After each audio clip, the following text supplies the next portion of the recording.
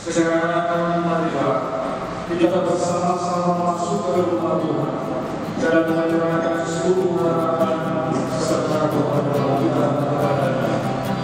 Semoga kita boleh mengalami kasih setia Tuhan yang menghidupkan dan memutuskan kita Tuhan.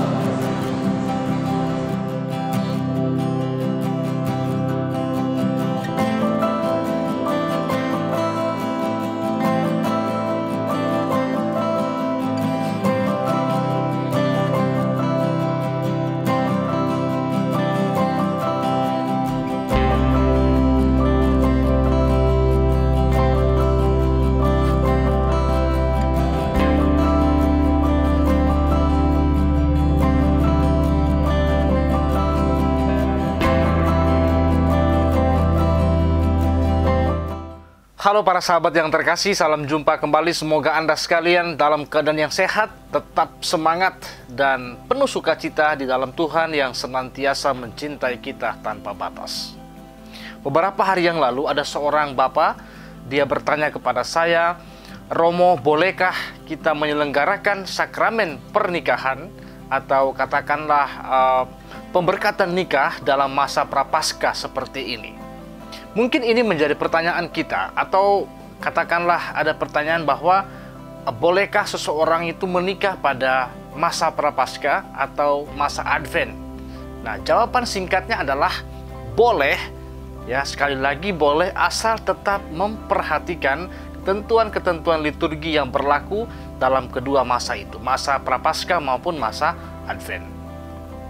Nah, para sahabat yang terkasih, untuk menjawab pertanyaan si bapak tadi dan juga kebingungan-kebingungan kita tentang pernikahan dalam masa prapaskah ataupun masa Advent, mari kita melihat peraturan yang diatur ya dalam Pedoman Umum Missale Romawi atau PUMR yang kita pakai di dalam praktik berliturgi Gereja Katolik yang kita cintai. Oke, dalam Pedoman Umum Missale Romawi PUMR artikel 372 menuliskan demikian: misa ritual adalah misa yang dirayakan dalam kaitan dengan sakramen dan sakramentali.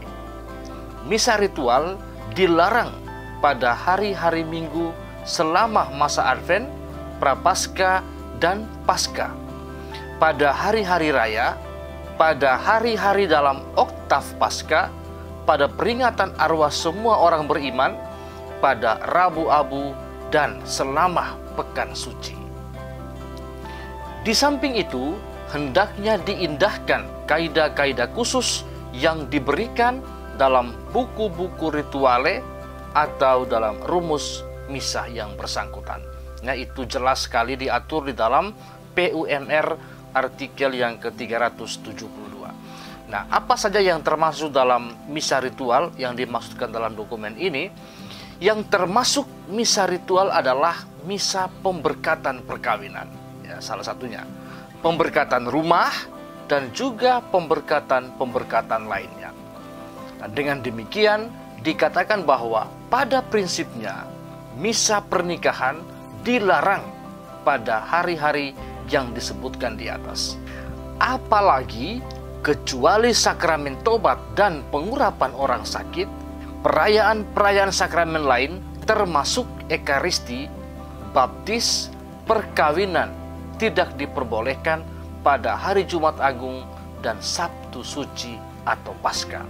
Ini adalah menurut surat edaran Kongregasi Ibadat dan Tata Tertib Sakramen mengenai perayaan Paskah dan persiapannya, dikeluarkan pada tanggal 16 Januari 1988, nomor 61 dan 75.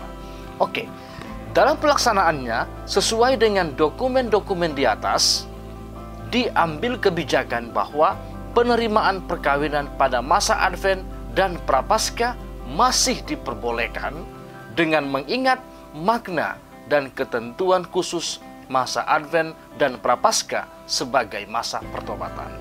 Jadi dari peraturan yang tadi disebutkan, pertama dalam pelaksanaannya itu ada kebijakan yang baru bahwa penerimaan perkawinan itu boleh, ya, masa Advent maupun masa Prapaskah, dengan tetap mengingat makna dan ketentuan khusus pada masa Advent dan Prapaskah sebagai masa untuk pertobatan. Nah, dengan demikian maka sebagai umat Katolik kita diminta untuk bijaksana, ya, dalam memilih dan menentukan hari perkawinan. Sebisa mungkin menghindarkan hari-hari tersebut di atas untuk melangsungkan perkawinan. Bagaimanapun juga, perkawinan itu bernuansa kegembiraan, pesta, meriah, sukacita. Nah, hal ini yang justru kita hindari pada masa Advent, apalagi masa Prapaskah. Jadi sekali lagi perlu kita ingat, sebisa mungkin kita menghindari tanggal-tanggal yang tadi, hari-hari besar seperti yang tadi disebutkan. Jadi kita bisa mencari waktu yang lain di luar hari-hari seperti Advent maupun Prapaskah.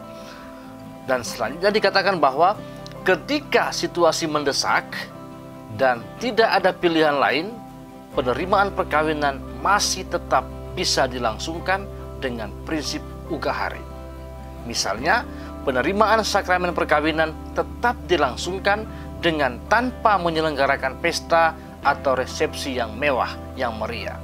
Cukup dengan perayaan kecil, berbagi berkat kepada keluarga, juga kepada tetangga dan orang-orang di sekitar kita.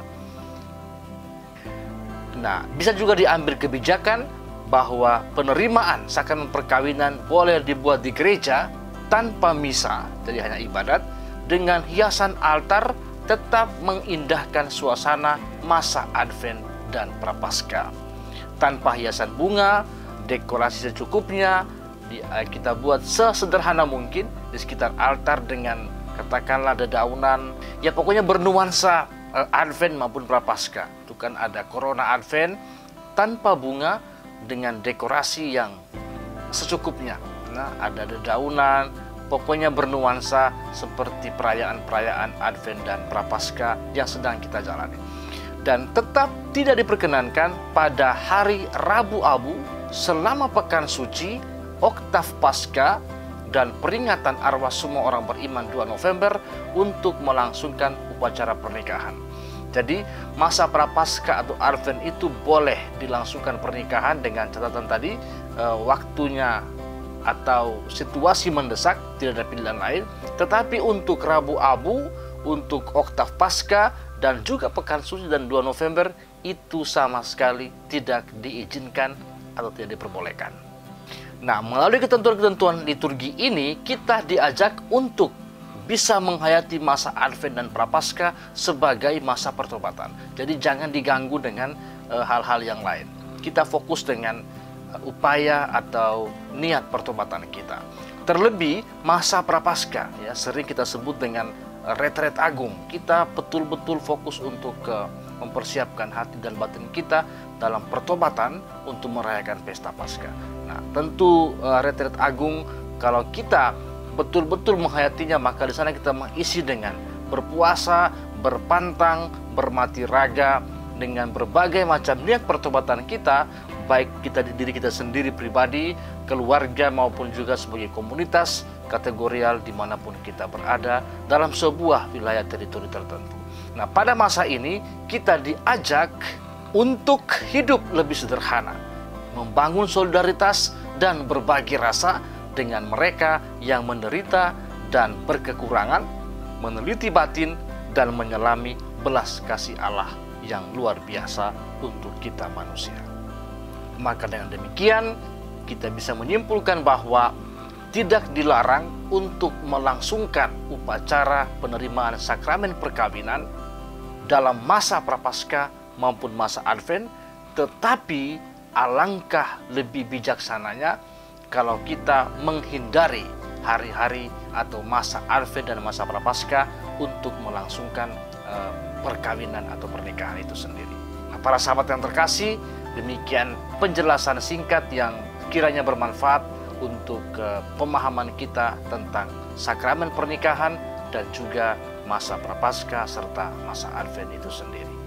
Tuhan memberkati.